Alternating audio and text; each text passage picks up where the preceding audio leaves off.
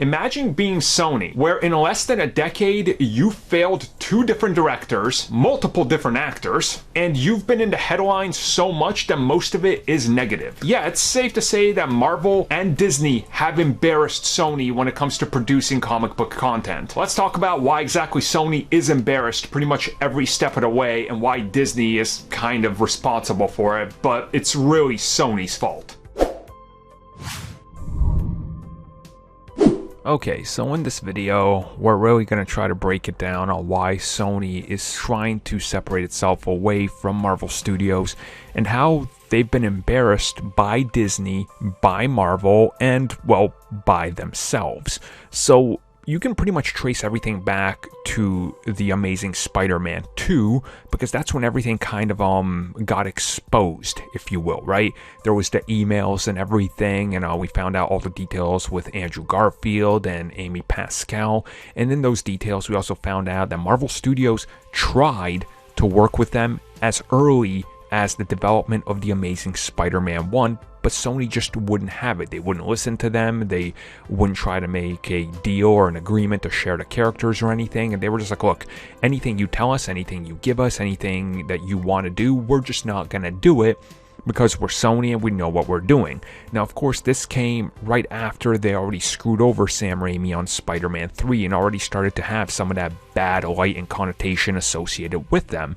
And naturally, going forward, you saw that what their only solution was. Their only solution to bring people back was to go to Disney, to agree to have Spider-Man appear in the MCU, and to try to save face by playing to the fans.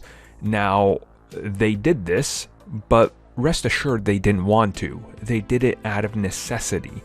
They did it because they needed to do it, because had another Spider-Man reboot happened, and it wasn't in the MCU, what do you think the outcry would have been like?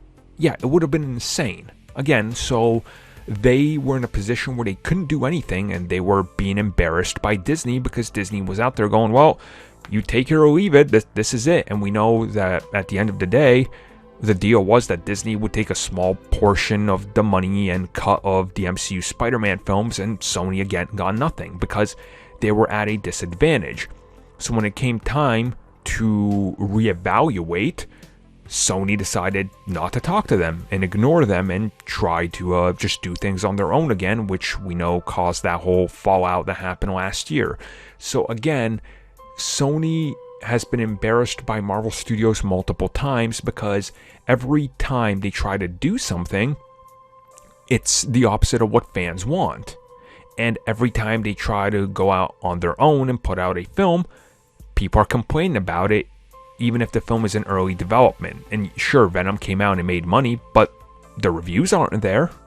I mean, it made money, so clearly people like it, right? It's a success, but a success is a two-factor thing. I mean, there's been other films that have made money, but the critical reception wasn't there, and they go, well, I guess we're just not going to continue with that one. I mean, that does happen. It's happened plenty of times. So that's kind of how you have to look at this. Sony is in a position now where they are going to try to do their own thing because, again, they were very much embarrassed by everybody because of everything that fell out into the spotlight. And rest assured, they can't afford to do that again. Because if something like that happens again, imagine how foolish you look where in 20 years you've tried to do Spider-Man 4 times by yourself and 4 times you failed. Yeah, that doesn't look good.